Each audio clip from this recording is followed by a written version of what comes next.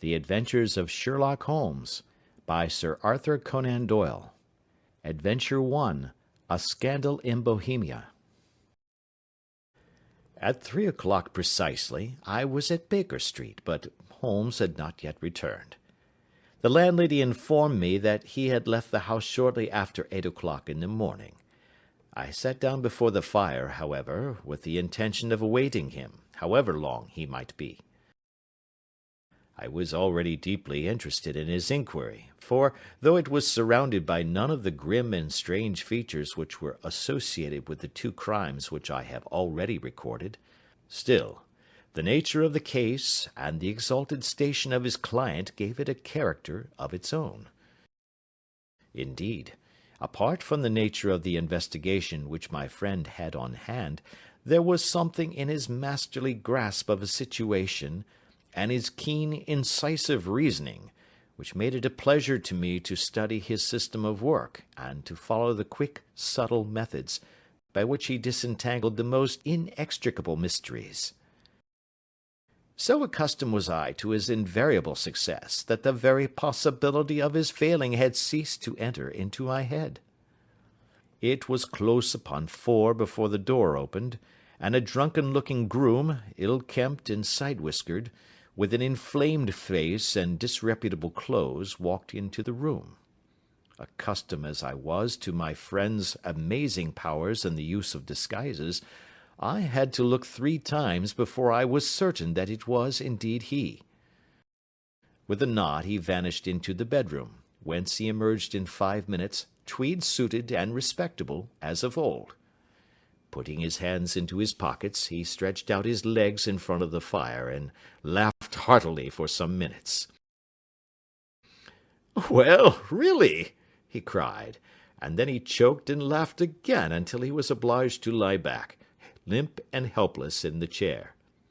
"What is it?" "It's quite too funny. I am sure you could never guess how I employed my morning, or what I ended by doing." "I can't imagine. I suppose that you must have been watching the habits, and perhaps the house, of Miss Irene Adler?" "Quite so, but the sequel was rather unusual. I will tell you, however. I left the house a little after 8 o'clock this morning in the character of a groom out of work. There is a wonderful sympathy and freemasonry among horsey men. Be one of them, and you will know all that there is to know. I soon found Briony Lodge. It is a bijou villa, with a garden at the back, but built out in front right up to the road, 2 stories. Chubb lock to the door. Large sitting-room on the right side, well furnished, with long windows almost to the floor, and those preposterous English window-fasteners which a child could open. Behind there was nothing remarkable, save that the passage-window could be reached from the top of the coach-house. I walked round it, and examined it closely from every point of view, but without noting anything of interest. I then lounged down the street, and found, as I expected, that there was a mews in a lane which runs down by one wall of the garden. I lent the ostlers a hand in rubbing down their horses, and received in exchange 2d, a glass of half and half, 2 fills of shag tobacco, and as much information as I could desire about Miss Adler, to say nothing of half a dozen other people in the neighbourhood, in whom I was not in the least interested, but whose biographies I was compelled to listen to. "And what of Irene Adler?" I asked. "Oh, she has turned all the men's head down in that part. She is the daintiest thing under a bonnet on this planet. So say the Serpentine Mews to a man. She lives quietly, sings at concerts, drives out at 5 every day, and returns at 7 sharp for dinner. Seldom goes out at other times except when she sings. Has only 1 male visitor, but a good deal of him. He is dark, handsome, and dashing, never calls less than once a day, and often twice. He is a Mr. Godfrey Norton, of the Inner Temple. See the advantages of a cabman as a confidant. They had driven him home a dozen times from Serpentine Mews, and knew all about him. When I had listened to all they had to tell, I began to walk up and down near Briony Lodge once more, and to think over my plan of campaign. This Godfrey Norton was evidently an important factor in the matter. He was a lawyer. That sounded ominous. What was the relation between them, and what the object of his repeated visits? Was she his client, his friend, or his mistress? If the former, she had probably transferred the photograph to his keeping. If the latter, it was less likely. On the issue of this question depended whether I should continue my work at Briony Lodge, or turn my attention to the gentlemen's chambers in the Temple. It was a delicate point, and it widened the field of my inquiry. I fear that I bore you with these details, but I have to let you see my little difficulties if you are to understand the situation. I am following you closely, I answered. I was still balancing the matter in my mind when a hansom cab drove up to Briony Lodge, and a gentleman sprang out. He was a remarkably handsome man, dark, aquiline, and moustached, evidently the man of whom I had heard. He appeared to be in a great hurry, shouted to the cabman to wait, and brushed past the maid who opened the door with the air of a man who was thoroughly at home. He was in the house about half an hour, and I could catch glimpses of him in the windows of the sitting-room, pacing up and down, talking excitedly, and waving his arms. Of her I could see nothing. Presently he emerged, looking even more flurried than before. As he stepped up to the cab, he pulled a gold watch from his pocket and looked at it earnestly. "Drive like the devil!" he shouted. "First to Gross and Hankey's in Regent Street, and then to the Church of St. Monica in the Edgware Road. Half a guinea if you do it in 20 minutes. Away they went, and I was just wondering whether I should not do well to follow them, when up the lane comes a neat little landau, the coachman with his coat only half buttoned, and his tie under his ear, while all the tags of his harness were sticking out of the buckles. It hadn't pulled up before she shot out of the hall door and into it. I only caught a glimpse of her at the moment, but she was a lovely woman, with a face that a man might die for. "The Church of St. Monica, John," she cried, "and half a sovereign if you reach it in 20 minutes. This was quite too good to lose, Watson. I was just balancing whether I should run for it, or whether I should perch behind her landau, when a cab came through the street. The driver looked twice at such a shabby fare, but I jumped in before he could object. "The Church of St. Monica," said I, "and half a sovereign if you reach it in 20 minutes. It was 25 minutes to 12, and of course it was clear enough what was in the wind. My cabby drove fast. I don't think I ever drove faster, but the others were there before us. The cab and the landau with their steaming horses were in front of the door when I arrived. I paid the man and hurried into the church. There was not a soul there save the two whom I had followed, and a surpliced clergyman, who seemed to be expostulating with them. They were all three standing in a knot in front of the altar. I lounged up the side aisle like any other idler who has dropped into a church. Suddenly, to my surprise, the three at the altar faced round to me, and Godfrey Norton came running as hard as he could towards me. "Thank God!" he cried. "You'll do. Come, come." "What then?" I asked. "Come, man, come. Only 3 minutes, or it won't be legal." I was half dragged up to the altar, and before I knew where I was, I found myself mumbling responses which were whispered in my ear, and vouching for things of which I knew nothing, and generally assisting in the secure tying up of Irene Adler, spinster, to Godfrey Norton, bachelor. It was all done in an instant, and there was the gentleman thanking me on the one side, and the lady on the other, while the clergyman beamed on me in front. It was the most preposterous position in which I ever found myself in my life, and it was the thought of it that started me laughing just now. It seems that there had been some informality about their license, that the clergyman absolutely refused to marry them without a witness of some sort, and that my lucky appearance saved the bridegroom from having to sally out into the streets in search of a best man. The bride gave me a sovereign, and I mean to wear it on my watch-chain in memory of the occasion. This is a very unexpected turn of affairs, said I. And what then? Well, I found my plans very seriously menaced. It looked as if the pair might take an immediate departure, and so necessitate very prompt and energetic measures on my part. At the church door, however, they separated, he driving back to the temple, and she to her own house. "I shall drive out in the park at 5 as usual," she said as she left him. I heard no more. They drove away in different directions, and I went off to make my own arrangements. Which are? "Some cold beef and a glass of beer," he answered, ringing the bell. "I have been too busy to think of food, and I am likely to be busier still this evening. By the way, Doctor, I shall want your cooperation." "I shall be delighted."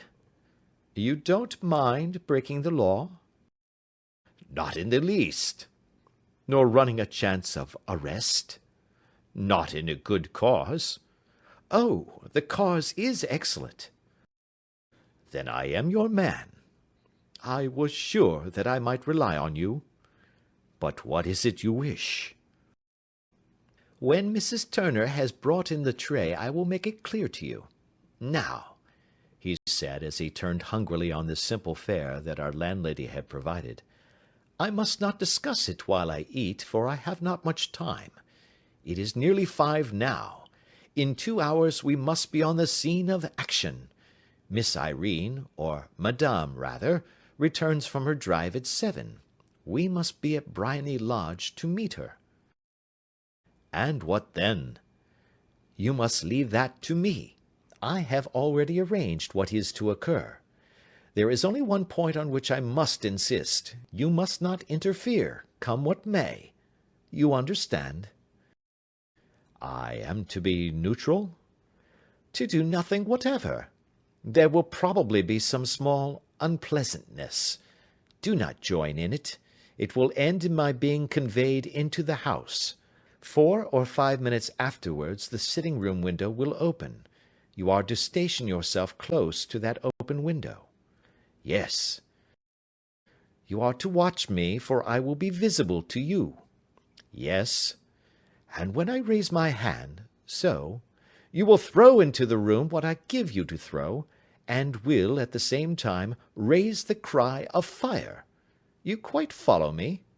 "Entirely." "It is nothing very formidable," he said, taking a long cigar-shaped roll from his pocket. "It is an ordinary plumber's smoke rocket, fitted with a cap at either end to make it self-lighting. Your task is confined to that. When you raise your cry of fire, it will be taken up by quite a number of people. You may then walk to the end of the street, and I will rejoin you in 10 minutes. I hope that I have made myself clear?" "I am to remain neutral, to get near the window, to watch you, and at the signal to throw in this object, then to raise the cry of fire, and to wait you at the corner of the street." "Precisely." "Then you may entirely rely on me." "That is excellent. I think perhaps it is almost time that I prepare for the new role I have to play." He disappeared into his bedroom, and returned in a few minutes in the character of an amiable and simple-minded nonconformist clergyman. His broad black hat, his baggy trousers, his white tie, his sympathetic smile, and general look of peering and benevolent curiosity were such as Mr. John Hare alone could have equalled. It was not merely that Holmes changed his costume. His expression, his manner, His very soul seemed to vary with every fresh part that he assumed. The stage lost a fine actor, even as science lost an acute reasoner when he became a specialist in crime. It was 6:15 when we left Baker Street, and it still wanted 10 minutes to the hour when we found ourselves in Serpentine Avenue. It was already dusk, and the lamps were just being lighted as we paced up and down in front of Briony Lodge, waiting for the coming of its occupant. The house was just such as I had pictured it from Sherlock Holmes's succinct description, but the locality appeared to be less private than I expected. On the contrary, for a small street in a quiet neighbourhood, it was remarkably animated. There was a group of shabbily dressed men smoking and laughing in a corner, a scissors grinder with his wheel, 2 guardsmen who were flirting with a nurse girl, and several well-dressed young men who were lounging up and down with cigars in their mouths. "You see," remarked Holmes, as we paced to and fro in front of the house, "this marriage rather simplifies matters. The photograph becomes a double-edged weapon now. The chances are that she would be as averse to its being seen by Mr. Godfrey Norton as our client is to its coming to the eyes of his princess. Now the question is, where are we to find the photograph?" "Where, indeed?" "It is most unlikely that she carries it about with her. It is cabinet size, too large for easy concealment about a woman's dress. She knows that the king is capable of having her waylaid and searched. 2 attempts of the sort have already been made. We may take it, then, that she does not carry it about with her." "Where, then?" "Her banker or her lawyer. There is that double possibility. But I am inclined to think neither. Women are naturally secretive, and they like to do their own secreting. Why should she hand it over to anyone else? She could trust her own guardianship, but she could not tell what indirect or political influence might be brought to bear upon a business man. Besides, remember that she had resolved to use it within a few days. It must be where she can lay her hands upon it. It must be in her own house." "But it has twice been burgled." "Pshaw! They did not know how to look." "But how will you look?" "I will not look." "What then?" "I will get her to show me." "But she will refuse." "She will not be able to. But I hear the rumble of wheels. It is her carriage. Now, carry out my orders to the letter." As he spoke, the gleam of the side-lights of a carriage came round the curve of the avenue. It was a smart little landau which rattled up to the door of Briony Lodge. As it pulled up, one of the loafing men at the corner dashed forward to open the door in the hope of earning a copper, but was elbowed away by another loafer, who had rushed up with the same intention. A fierce quarrel broke out, which was increased by the 2 guardsmen, who took sides with one of the loungers, and by the scissors grinder, who was equally hot upon the other side. A blow was struck, and in an instant the lady, who had stepped from her carriage, was the centre of a little knot of flushed and struggling men, who struck savagely at each other with their fists and sticks. Holmes dashed into the crowd to protect the lady, but, just as he reached her, he gave a cry and dropped to the ground, with the blood running freely down his face. At his fall the guardsmen took to their heels in one direction, and the loungers in the other, while a number of better-dressed people, who had watched the scuffle without taking part in it, crowded in to help the lady and to attend to the injured man. Irene Adler, as I will still call her, had hurried up the steps, but she stood at the top with her superb figure outlined against the lights of the hall, looking back into the street. "Is the poor gentleman much hurt?" she asked. "He is dead," cried several voices. "No, no, there's life in him," shouted another. but he'll be gone before you can get him to hospital." "He's a brave fellow," said a woman. "They would have had the lady's purse and watch if it hadn't been for him. They were a gang, and a rough one too. Ah, he's breathing now." "He can't lie in the street. May we bring him in, marm?" "Surely. Bring him into the sitting-room. There is a comfortable sofa. This way, please." Slowly and solemnly he was borne into Briony Lodge and laid out in the principal room, while I still observed the proceedings from my post by the window. The lamps had been lit, but the blinds had not been drawn, so that I could see Holmes as he lay upon the couch. I do not know whether he was seized with compunction at that moment for the part he was playing, but I know that I never felt more heartily ashamed of myself in my life than when I saw the beautiful creature against whom I was conspiring, or the grace and kindliness with which she waited upon the injured man. And yet it would be the blackest treachery to Holmes to draw back now from the part which he had entrusted to me. I hardened my heart, and took the smoke rocket from under my ulster. After all, I thought, we are not injuring her. We are but preventing her from injuring another. Holmes had sat up upon the couch, and I saw him motion like a man who is in need of air. A maid rushed across and threw open the window. At the same instant I saw him raise his hand, and at the signal I tossed my rocket into the room with a cry of "Fire!" The word was no sooner out of my mouth than the whole crowd of spectators, well dressed and ill, gentlemen, ostlers, and servant-maids, joined in a general shriek of "Fire!" Thick clouds of smoke curled through the room and out at the open window. I caught a glimpse of rushing figures, and a moment later the voice of Holmes from within, assuring them that it was a false alarm. Slipping through the shouting crowd, I made my way to the corner of the street, and in 10 minutes was rejoiced to find my friend's arm in mine, and to get away from the scene of uproar. He walked swiftly and in silence for some minutes until we had turned down one of the quiet streets which lead towards the Edgware Road. "You did it very nicely, Doctor," he remarked. "Nothing could have been better. It is all right." "You have the photograph?"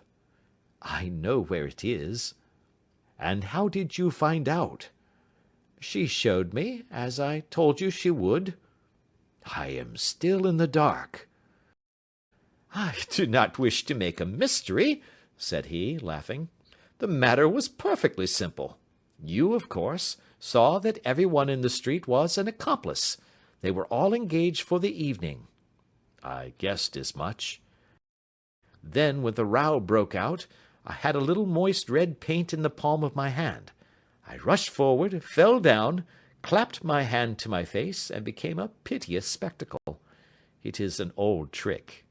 That also I could fathom. Then they carried me in. She was bound to have me in. What else could she do? And into her sitting-room, which was the very room which I suspected. It lay between that and her bedroom, and I was determined to see which. They laid me on a couch. I motioned for air.